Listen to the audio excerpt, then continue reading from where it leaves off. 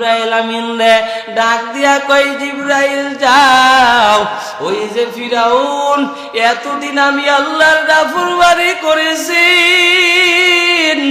নিজের বিবি আসিয়ার এত যন্ত্রণাদায়ক মৃত্যু দিয়েছেন, ওই ফিরাউন বড় শয়তান, ওই ফিরাউন বড় নাফরমান, ওই ফিরাউনের মতো বড় নাফরমান কেউ নাই। আল্লাহ জিবরাইল রে কয়, জিবরাইল ওই সমুদ্রের ভিতর থেকে কাদা নিয়া ফিরাউনের মুখের মধ্যে ঢুকাইয়া দাও, কারণ ফিরাউন যেন কালমা পড়তে না পারে, কারণ আমার যার লাশ কথা লা ইলাহা ইল্লাল্লাহ হবে সে জান্নাতে প্রবেশ করবে। ফিরাউনের মতো বড় গুনাহগার যদি জান্নাতে যায় তাহলে আমার মান ইজ্জত থাকবে না, কারণ ফিরাউন বড় বড় মুমিনা নারীদের জীবদ্দশায় মৃত্যু দান করেছেন।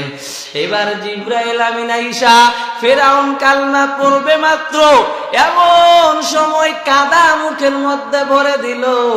আর বলল, ফিরাউন